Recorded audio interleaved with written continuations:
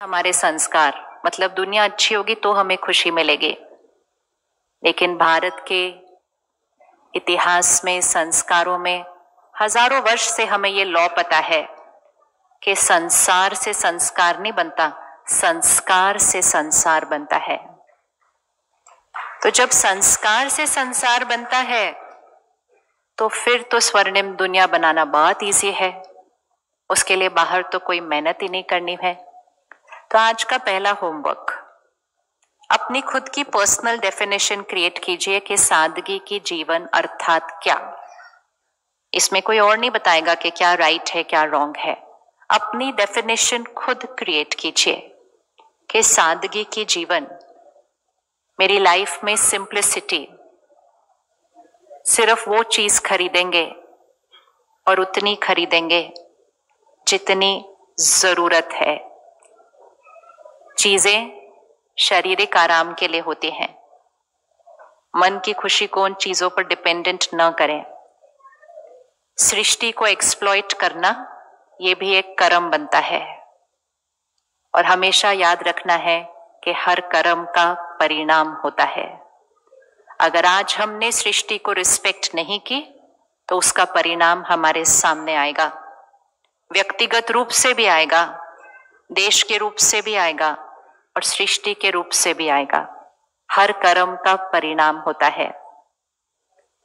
खुद की रिस्पेक्ट करना, खुद के शरीर की रिस्पेक्ट करना, लोगों की रिस्पेक्ट करना और सृष्टि की रिस्पेक्ट करना, क्योंकि सतयुग तो ऐसे ही बनेगा जहां आत्मा संपूर्ण पवित्र होगी, शरीर निरोगी कंचन काया होगा, रिश्तों में खुशी और प्यार स्वाभाविक होगा और प्रकृति सतो प्रधान होगी। लेकिन ये सतयुग बनाएगा कौन? किस किस को सतयुग चाहिए? तो कुछ भी जो चाहिए तो उसको बनाना पड़ता है ना। ये कलयुग किस किस ने बनाया?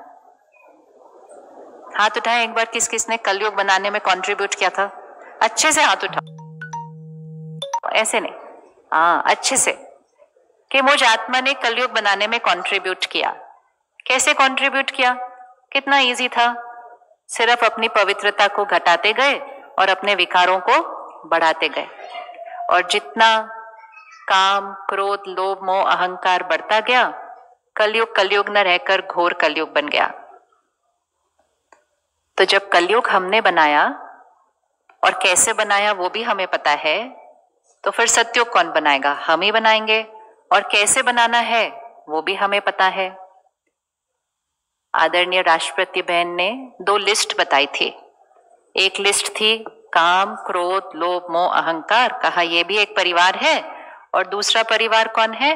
पवित्रता, शांति, शक्ति, प्यार, सुख, ज्ञान और आनंद। ये 2 फैमिलीज होती हैं और ये फैमिलीज बहुत यूनाइटेड होती हैं। ये अकेले अकेले नहीं जाती कहीं भी, राइट है? आप एक विकार लो, सारे बाकी अपने आप आ जाएंगे साथ में। और आप एक गुण, एक शक्ति को यूज करो, सारे अपने आप आ जाएंगे साथ में। तो अब जब हम इनको एक लिस्ट की तरह देखते हैं, हम कहते हैं ओहो इतनी सारी चीजें चेंज करनी है, ये वाला संस्कार भी करना है, ये इतनी सारी नहीं चीजें चेंज करनी है, एक चेंज करनी है, बाकी तो अपने आप आ जाएंगे। तो जब हम आज यहां से बाहर जाएंगे, बहुत ही स्पेशल कार्यक्रम में आज हम सब इकट्ठे हुए, दुनिया को बदलने की सहज विधि सीखी। लेकिन ऐसा नहीं होना चाहिए कि जैसे आए थे वैसे ही वापस जाएंगे। अगर सिर्फ आए, सुने, ताली बजाई और चले गए, वापस जाएंगे, कोई पूछेगा कैसा था, कहेंगे बहुत अच्छा था। कहेंगे क्या अच्छा था? कहते बहुत अच्छा लगा। और शाम तक हम वैसे ही हो जाएंगे जैसे हम कल थे। फिर कोई पूछेगा आप तो कह रहे थे भारत को विश्व गुरु बनाना है, तो कहेंगे बात तो अच्छी है लेकिन प्रैक्टिकल में यहां रह के तो बहुत मुश्किल है। वो आश्रम में ठीक लग रहा था करना, लेकिन ये बात राइट नहीं है। परमात्मा स्वयं इस सृष्टि पर अवतरित होकर ये कार्य करा रहे हैं। अगर हम आत्माओं को ये अकेले करना होता तो सही में बहुत मुश्किल क्या असंभव ही होता। एक डिस्चार्ज्ड बैटरी को बैटरी खुद नहीं चार्ज कर सकती है। चार्ज होना भी चाहे तो चार्ज नहीं हो सकती है, क्योंकि बैटरी डिस्चार्ज्ड है, खुद को चार्ज नहीं कर सकती है। लेकिन जैसे ही बैटरी को कहीं एक प्लग मिल जाए जहां बस सॉकेट उसको लगाना है, तो चार्जिंग शुरू होने में कितना टाइम लगता है?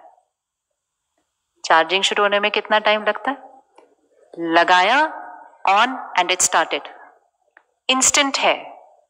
तो जब हम कहते कितना टाइम लगेगा ये चेंज आने में, इंस्टेंट है। कुछ दिन, कुछ महीने, कुछ साल नहीं, बस सिर्फ उस पावर हाउस के साथ कनेक्ट होकर स्विच ऑन करना है।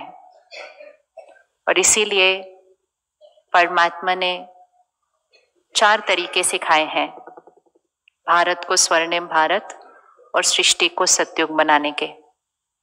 वो है ज्ञान, योग, धारणा और सेवा। ये 4 आज पक्के कर लेते हैं। तो आज से हम रोज बिना किसी बहाने प्रायोरिटी पे रखते हुए रोज ईश्वरीय ज्ञान को ग्रहण करेंगे। रेडी हैं करने के लिए?